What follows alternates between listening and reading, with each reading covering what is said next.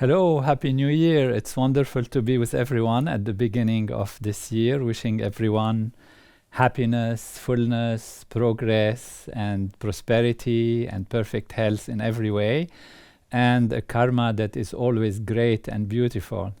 So today's topic about karma, and I thought to start with actually a joke. This is unusual, but it will help us to understand some of the effects of karma, some of the ideas people have about karma, and some of the exaggerations also that will be in the joke also. So there was a boy, and the boy had a stick and in a village, and he was caring for some cows, and suddenly he was beating the cow with his stick. And he was beating it, and in this village they believed in karma and they believed in reincarnation also. For those who don't know, reincarnation means that even when you leave the body, which means one dies, you come back in the next life and in the next life and the next life until you purify your body from stresses and strains, and you remove your karma and you work out your way towards enlightenment and purity, and then reach a heavenly life. So this village believed in reincarnation and in karma, of course, and the boy was beating this cow, and then a man comes through and he sees that and he wants to teach the boy a lesson. So he tells him, hey, come on, now you know what you're doing, you're beating this cow. Next life, you're gonna come back as a cow, and the cow will come back as a boy, and this boy in next life will be beating you because this is your karma. And the clever boy says, thinks about it for a second, and he says, no, this is next life. So it's a nice joke. It makes us laugh because mainly it's an exaggeration. Of course, if the boy is beating the cow, the price of that doesn't have to be to come back in a whole next life as a cow and be beaten. So what is karma? How does it work? How do we work our way around it? What are things that have been misconceptions about it, misunderstandings, and how we can put this in a complete framework? Karma as a word is from Sanskrit, and it means action. So karma is action. In fact, it could be great action, good action. That is, we say good karma, and it could be bad action, which means bad karma.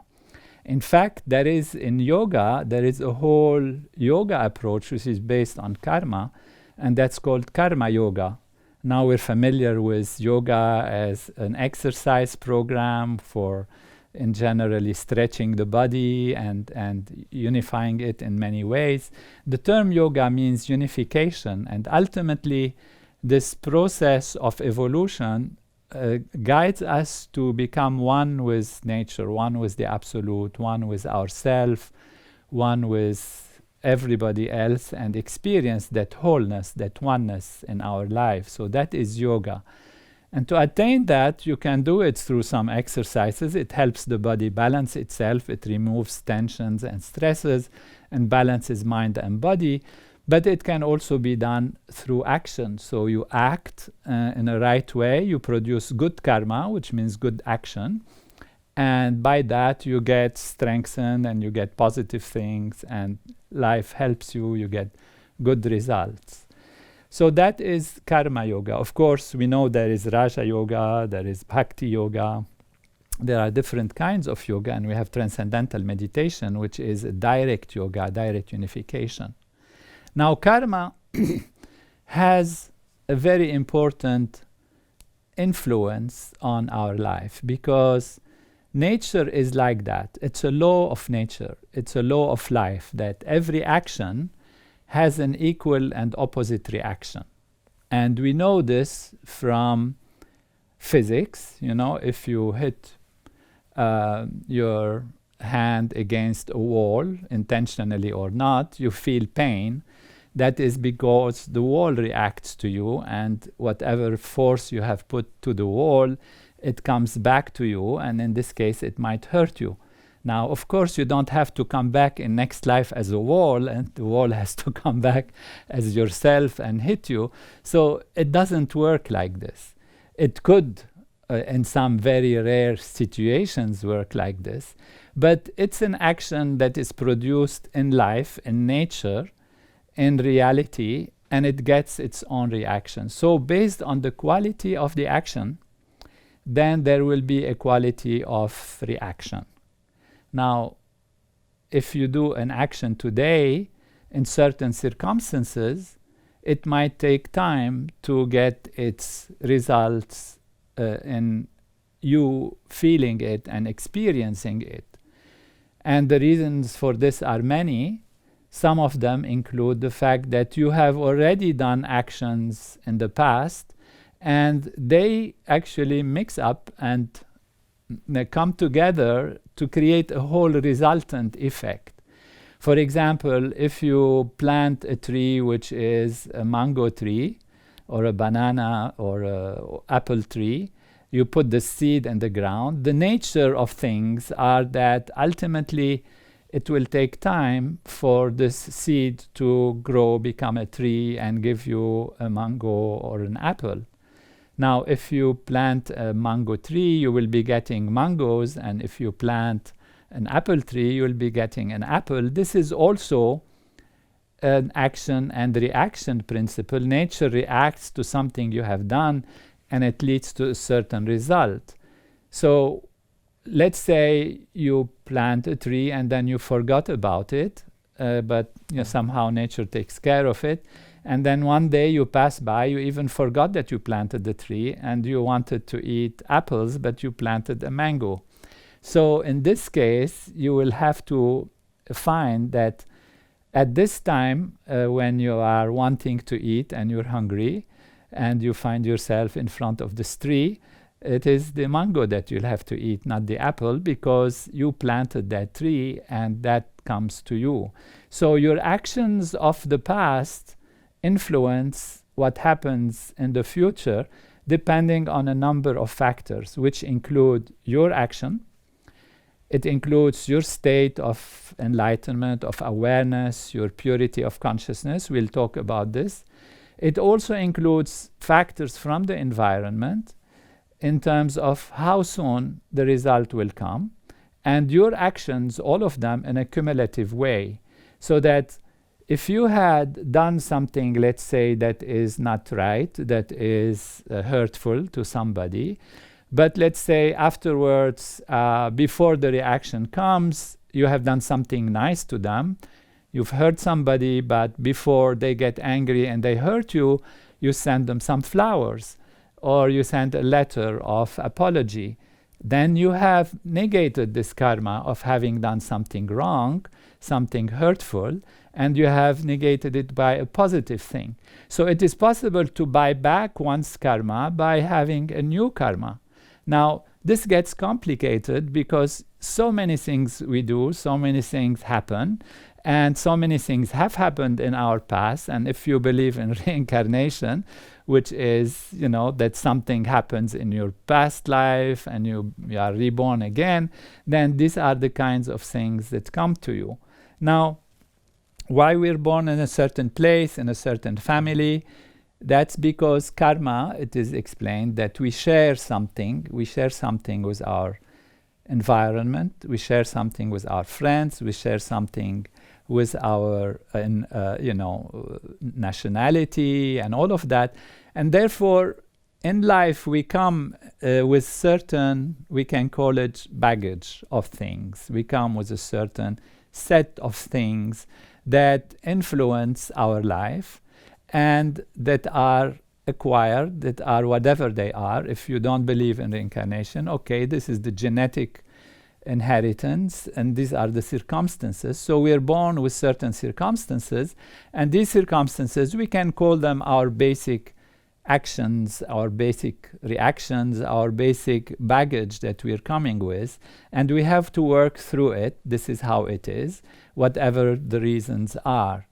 Now, in all these old, ancient and very profound literature of knowledge, karma is considered unfathomable. So it is not always possible to figure out why something happens with you.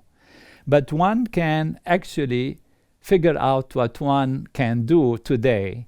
And that is where it becomes very important how to deal with karma. Before we get to that, also I want to emphasize that an action at its own level is not only the physical action that we do. It is also the mental situation in which we are, the feelings with which we do the action, the intentions, the purpose. So all of these color our awareness. Even though action itself is very specific and it leads to a specific reaction, but how we live through the experience is also very important. Suppose you're driving on the street and it's night and you're driving safely and a little cat comes and jumps and it gets hurt or something. So that is an action. It has a reaction. It will annoy you, you'll be upset, you might get a small karma out of it, but it's very different from somebody intentionally driving with malice and wanting to hurt a cat.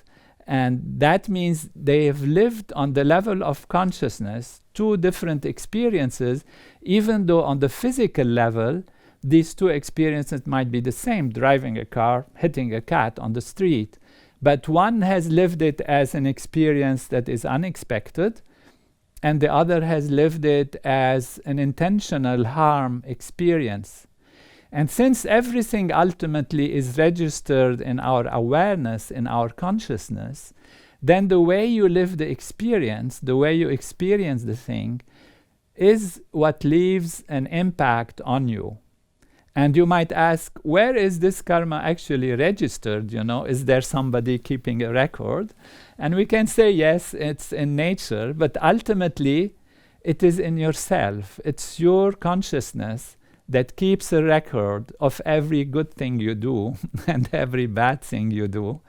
And that you have to kind of, when the time comes, when consciousness evolves or when consciousness reaches a certain point, you face these good things that you have done or these bad things that you have done. They are registered in your nervous system. And they can be, part of what we call stress on the nervous system and strain on the nervous system. Now, having said this, intention is not good enough. You cannot go ahead and do something even with the best intention, and that thing would be like harmful to society or harmful to people. So even with intention, it helps, of course, it reduces the effect, but some people do horrible things with what they think is amazing, great intention. We've seen horrible things, like in terrorism and all of that, where people think they're working for God and they have this amazing, devotion to God that they're willing to die and kill for God. And therefore, is it enough because they have a right intention or fantastic intention that they can do this? Obviously not. It's very horrible, and because they are destroying life, and living through that experience is going to damage their consciousness very deeply. So to have good intention is not good enough, but a good intention is all helpful and sometimes helps in reducing the impact of one's karma. So if intention is not good enough, also ignorance is no excuse. You can drive up in the traffic against the traffic, and go driving in a one-way street, but against the traffic, and the police person comes and they give you a ticket, and you say, I didn't know it was like that. It doesn't matter. You have to get the ticket. So the action ultimately predominates in terms of these things. Of course, intention, knowledge, how you live the experience are also important in managing this situation. Now, if you live with somebody, you become friends with somebody who has a set of karma, that means you are also sharing to some extent the situation.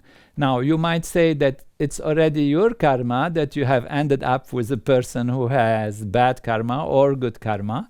That is also understandable because there are laws and we follow the laws of nature. And therefore, you ended up there somehow because of some karma. But you have also the choice. So it is very important that when we are in certain places, we meet with certain things, that we always think to have that which is healthy, that which is good, that which is positive. And that brings us to the idea or the main questions, how to handle karma. We have accumulated for unfathomable reasons some karmas, and now we want to see what to do with it. Can we just burn it off and get rid of it and make it fly away?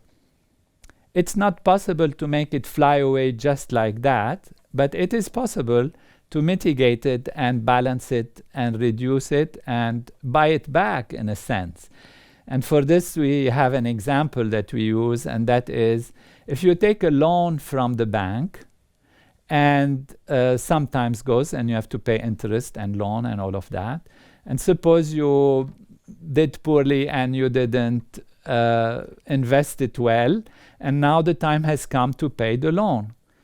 And you come and you find yourself not so wealthy, poor, and the loan will feel horrible if it's like, say, $10,000, $100,000 or euros or pounds or whatever, rupees.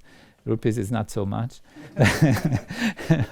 And you have to pay it. So you have to pay that loan. There is no way out. But suppose you have become really wealthy. You have invested it well. And you have grown so wealthy, so huge, that you're now a billionaire. You know, multi-billionaire in rupees, multi-millionaire in pounds or whatever, in dollars and euros and all of that. And now the loan has to be paid 1,000, 10,000 for a billionaire, 100,000. The billionaire doesn't have to know even. She doesn't have to think that she has to pay it. It's her secretary that pays it, and it gets done without feeling it. So it's the same loan, it's the same karma. As an example, it's the same situation, but the payback is much more easy and sometimes not even noticeable because your secretary pays it. Now, what does it mean in terms of karma? Since we said everything is on the level of consciousness, every payment is on the level of consciousness, because the pain you feel from the experience of a karma coming back to you is on the level of consciousness. If you were not conscious, you were a zombie or you're in coma, who cares? I mean, you don't feel anything. If they pinch you even, you don't feel it, but you're in coma, so you're not existing there. So it's all a question of awareness, a question of consciousness. Karma gets paid on the level of consciousness. The outside makes you pay on a surface level. It's a bank loan, or it's a disease, or it's a pain, or it's a problem, and all of that. It's the outside value. It's how you live it, how you live through it, that makes, of course, all the difference. How your consciousness experiences and lives through that situation is what makes a difference. So if you were to improve your consciousness, to increase your awareness, and there is a way to do it, this is why transcendental meditation is so important and so powerful, is that it helps us to go back to the self. We were on the surface level, like a little thing being tossed around by situations and circumstances, and with transcendental meditation we dive deep into ourself and experience our deep being and reach that level of consciousness which is unbounded, pure being, pure consciousness. On that level, the experience, whatever it is, simple things, that can happen, they are very, very easy to live through, and they are very easy to get over. And we are actually having greater intelligence, greater capacity to deal with them, greater capacity to handle them, and therefore, even on that level, of creating a karma that is against or that is opposed to a negative karma is much easier for us to handle. So if the boy, for example, who was beating the cow was taking care of good cows, or was beating the cow because it was not acting properly, or whatever that is, then he can revert his karma. Doesn't have to be so huge in terms of coming back a whole entire life to become a cow, so just because he was beating the cow. That's why actually this is a joke. And therefore, we have to take it in proper proportion. What do we do in general? Rest well. Don't make decisions when you are tired, when you are stressed. Eat properly, live a life of balance, transcend, remove the stresses from the nervous system. And here also it's very important, because when you are deeper in your awareness, your thoughts become very powerful. And therefore, even a thought can balance a karma. Even a thought can adjust a karma if it is on a deep level. Now, when we do practice transcendental meditation together and VEST programs and all of this, what we're doing is actually improving society. We're improving collective consciousness. And that is a huge good karma. And that huge good karma is going to balance a lot of negative karma. So, whereas the action and reaction are always there, we can buy our karma, we can change it, we can adjust it, not because we remove it from existence. It will not be removed until we create an effect that is balancing it. But this effect doesn't have to be on the surface level. It can be also on the level of consciousness, if consciousness is very deep and able to project something from this deep level. So we meditate, we rest, we enjoy higher states of consciousness, and we burn our karma and live a life in great happiness. I think I have a question here. I felt it coming on the side. So this is from Nicholas Jones. Is every curse a blessing in disguise? It's a very, very deep question. Every curse means every situation that we are facing. We face a problem. Is it possible that we can make the best out of it? Yes, absolutely. It might be our karma. It's a situation that nature is putting us through for whatever reason in order to work something out. And if we know how to handle it, and if we have our consciousness clear and profound and alert, then we can really make the best out of it and make it a step for evolution. So every situation can be used for a better life and to learn from it and overcome the difficulties. Elaine Greenwood is asking if karma is carried over from other lives, which is the situation of reincarnation and the story of the boy and the cow. Yes, it is. Yes, it is. Because we are responsible for what we do. And until we clear up all our karmas, we still have to work through it. That's the law of nature. So we do come back. If we're all here, it means we all have had some kind of karma to work through. And we work it through. And that's how it works. So Anna Maria, this is who decides when the wheel of karma stops. So the wheel of karma stops when one has transcended and gotten on the level of freedom from karma, freedom from action. And that is when one has realized one's own true self as being the infinite, absolute, pure consciousness, pure being. And that is our reality. In fact, when we live in this changing field of karma and all that, we're living in the non-true reality of who we are. Through transcendental meditation, we dive into ourselves, experience our inner being, and know it to be absolute, pure consciousness, pure being, and establish that, and we have a term for it, we say cosmic consciousness. And when we are established in that situation, we are liberated, we are free from the effects of karma, and because we have transcended. It might be still that some karma comes to our body or something happens, but on the level of our consciousness, we are free from that. It is really like karma can be different for different flexibilities of the nervous system. You know, it's like making a line in the stone. If you make a strong line in the stone, it will take time to remove and will stay there. If your nervous system is very flexible and you're advanced and on the level of your being and your thought, you can negate the karma, then it will become like a line in the sand. You make a line in the sand, it stays there, but it can go after a while, and much faster than in the stone. If you are very advanced, it becomes like a line in the water, which means as soon as you make it, you almost see it, and then it goes away.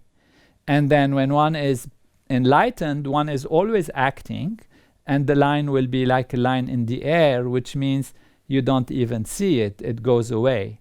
Now, this doesn't mean that if you're enlightened, you can do anything you want, because actually when you're enlightened, you're acting in tune with natural law, and therefore naturally your actions are progressive in terms of evolution, of growth, and therefore this is how the wheel of karma stops. It stops when we have reached a state where we are beyond karma and we have taken care of our karma from within and as much as possible on the outside. So here we have Elisha Ray. If I don't stop someone I see doing bad in my presence, am I responsible for that bad karma?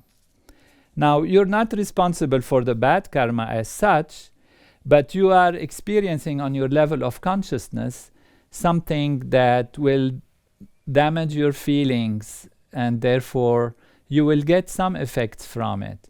Now, if you're not able to stop that bad thing, it's not, you put yourself in danger or you get yourself into a situation which gives you a problem, then you cannot do it, and that's what it is. But if you know somebody is doing something wrong, absolutely, you should tell them to abstain. And this is very important for all of us, even. If you have doubts about a situation, you have doubts of what to do, in doubt, abstain. When in doubt, abstain. Just don't go, don't do it, stay out of it. And if you can help others, that to the contrary, you will reap good karma, good positivity, and therefore you will be able to have a good effect from saying to somebody who is going to do something wrong, you say, don't do it, just don't do it, and explain to them. And if you can stop them, that is really a good karma. And good karma is as powerful as any karma, bad or whatever it is, and also gives you a momentum for your own strength and for your own evolution. Surya is asking, is there karma for uncontrolled bad thoughts? And how can one deal with that and get it all correct? So bad thoughts that happen during activity, we can call them like stress release. If you are releasing stress and you're feeling bad, don't worry too much about it. The body is releasing stress as long as you realize, okay, there are bad thoughts, I am what I am, I'm unstressing, I have something in my nervous system that is upset, and I have bad thoughts. That means your mind is on a surface level. In this case, your thoughts are not so powerful anyway. They are on the surface, and therefore their effect is very, very limited, and therefore you cannot have a bad karma from just tossing around on the surface of the ocean. So if the mind is like an ocean, you're on the surface, and on the surface it's very mild. The effect is very limited. It's when you are deep and deeper and deeper that your thoughts are more powerful. But from that level, usually the thought is more positive anyway, because the more you're aligned with your inner self, with the unified field within you, with pure being, the more you are in tune with natural law. And from that level, you can have positive thoughts that can help to balance anything.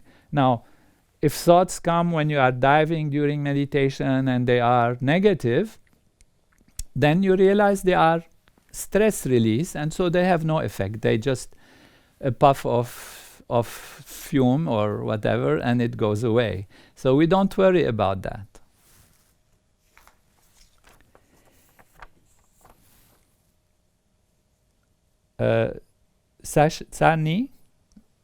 Sherry Sani, I think.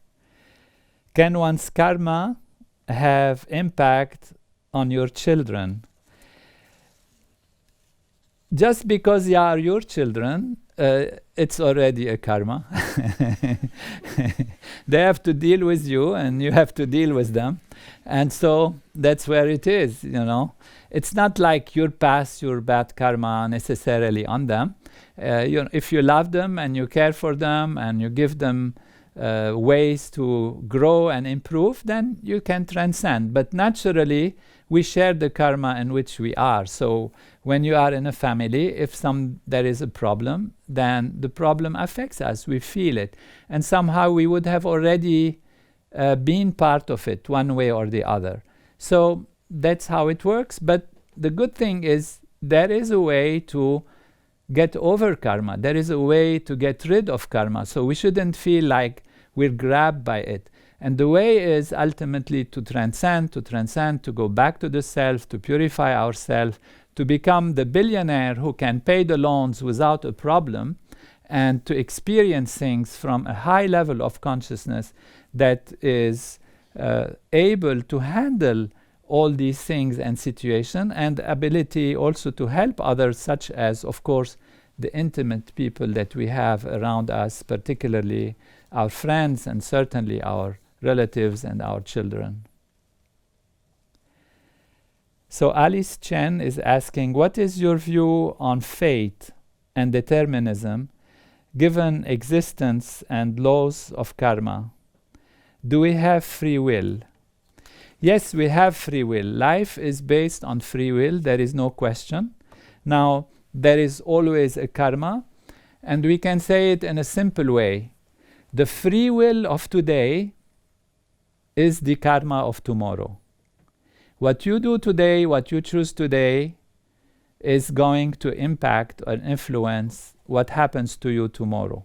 So you do have a free will, but you accumulate on your free will. You accumulate, and you keep accumulating good and bad and right and wrong and wonderful things that give you support of nature and chance to evolve and all of that. And so in our life, we act and think properly, we improve ourselves, and this is how we can use our free will to get over the karma and even the laws of nature that have a window for flexibility in terms of potentials in every situation to make choices. So we do have freedom, and with this freedom, if we use it well, we can improve our life and get over what is deterministic. So determinism is also the result of our own doing one way or the other. Randomness can still happen, and this is where higher consciousness is important, so that we can block and manage any situation that comes with increased awareness, increased knowledge. So if you know a car is driving down the street at a fast rate because you see it or because you hear the noise and you are alert, then this knowledge makes you protect yourself. So that is awareness. If you're not aware, you're drunk or you're feeling bad or whatever, something, and your eyes are closed, and then you might get hurt because you might not even hear the car coming, you might not see it, you might fall in the street, or anything can happen. So we can really face a situation with higher awareness, whatever it is, whether it's the laws of the environment and our own karma and the past and whatever it is, we can overcome it. That's the beauty of life and living. That's the beauty of the ability to be a master of our own destiny and change things in the right direction. And anyone can do it, no matter in what situation they are. Life is there to evolve and to be happy and to be blissful. That's the purpose of living, is to experience higher and higher values of reality. And therefore, it's a game we play. If we fall sometimes, we learn and move on, but we can learn more from being great ourselves and being powerful from within and having clarity in thinking and therefore in action and therefore in achievement, and ultimately this is what brings us fulfillment.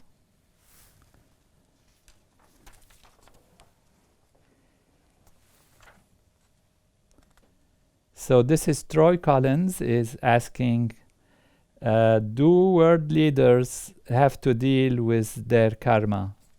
Yes, they do. Of course they do.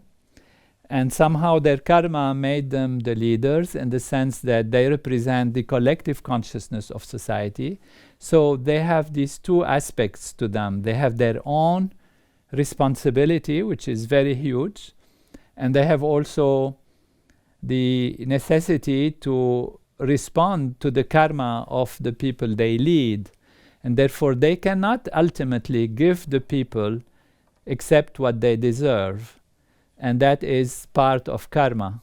You know, you cannot have a leader who can hurt you if you don't somehow find yourself in a karmic situation that is like this. So what do? You raise your consciousness, you improve yourself, and your leader will change naturally, either the same leader or that leader will go, another leader will come that would be able to have more awareness and more consciousness. That is the responsibility that we have.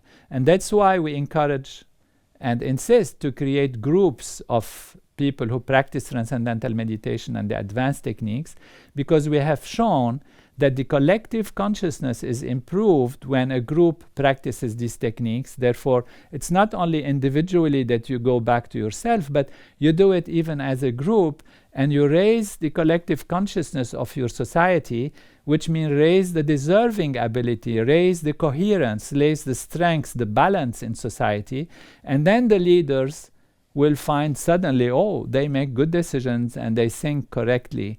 So that is also an important factor in responsibility, rather than just blaming the leader, who can, of course, be blamed for things they can do. But if we take responsibility as a people and improve our collective consciousness, we can make the leader change and become much more harmonious and thinking in the right direction. Leon is asking, how much fear and desires interfere with karma? Desires are actually the seeds that come from karma. When you desire something, it means there are things within you that push you in a certain direction so that you resolve certain things you have to resolve. That is one aspect of desire. Another aspect of desire is that it's a creative evolutionary power. If you desire something, then you might desire to be doing something great. You want desire to achieve things in your life, desire love, desire fullness, desire happiness. And therefore you find the steps to achieve that. And therefore the desire becomes an impulse of creative intelligence that guides you in the right direction, or that guides you to work out some karma that you have come to this life to work out for whatever reason. Now, fear is an inherent capacity of feeling things. Sometimes it can be positive.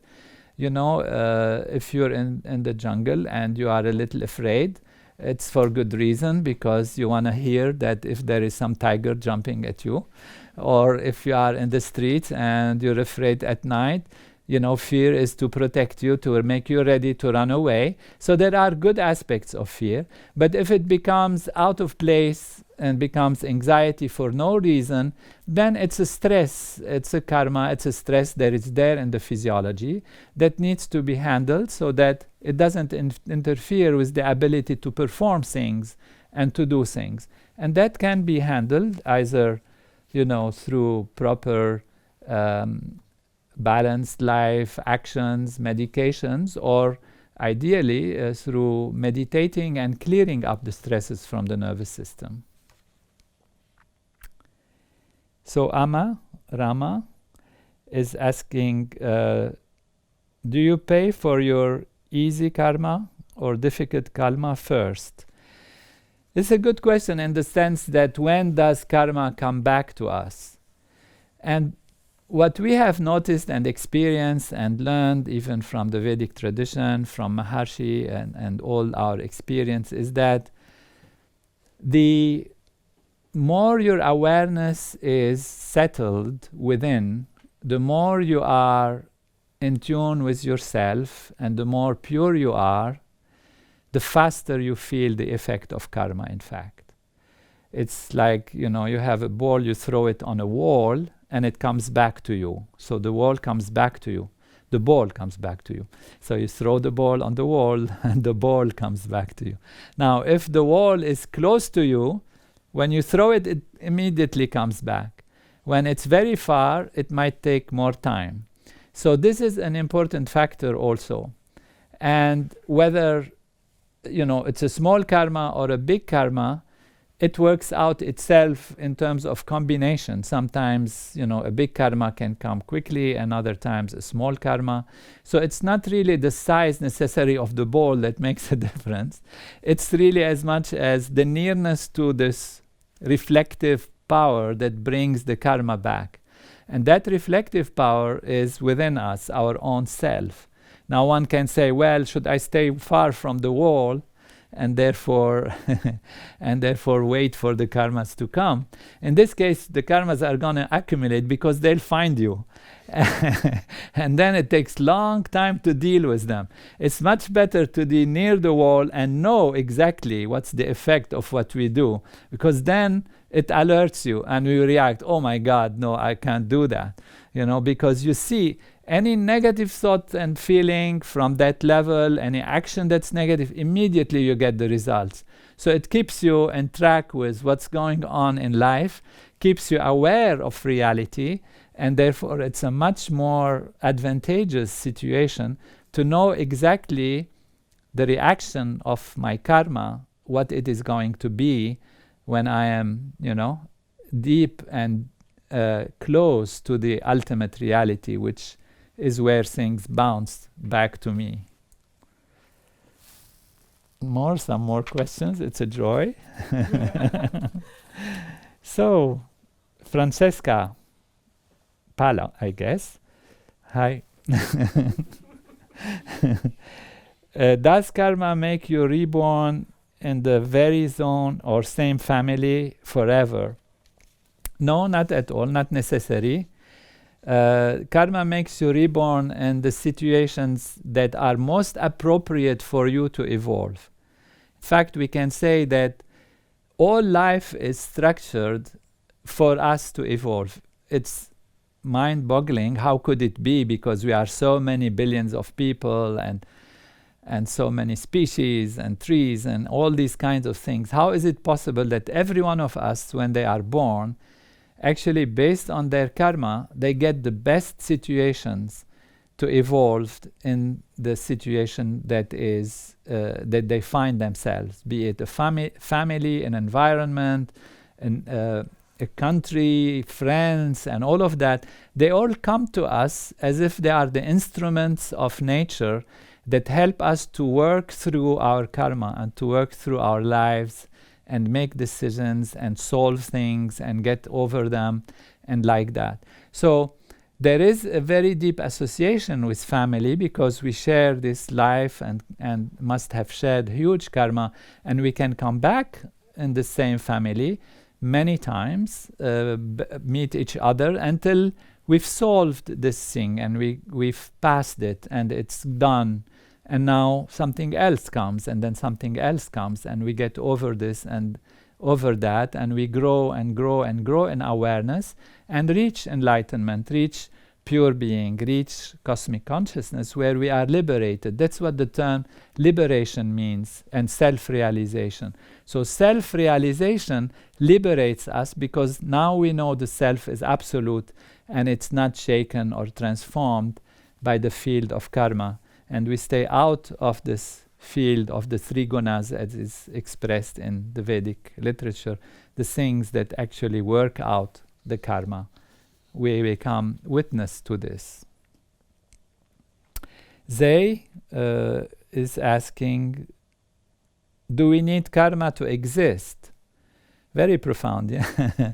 Yeah, we need some karma actually to exist. So nobody really comes to this life except if it's, divine incarnation or something like that. If you believe in that, whatever, without having something to work out. It could be something very small, or, for just small thing, and then one is enlightened at the age of 2, 3, 4, 5, whatever it could be. It's possible. But we don't come to this life without something that attaches us to this life.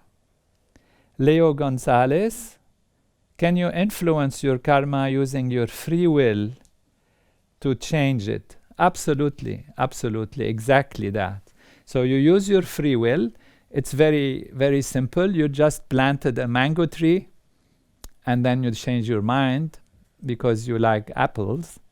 And mango doesn't grow well where you are, and time hasn't passed. So you plant, you might leave the mango tree there to enjoy in case something happens, but you plant an apple tree, and then you get the apples. So as we said, you have hurt somebody, and they're feeling not so good. Instead of them coming back and hurting you and all this imagination of how karma works, you make your free choice by sending them flowers, sending a nice note, being intelligent about it, and being nice about it, and it's done. It becomes a positive thing. So definitely our free will helps us to overcome karma. I think it seems that we have spent time with this webinar. Have a happy new year and wonderful time. It was nice being with all of you through this wonderful technology, and we look forward to meet again.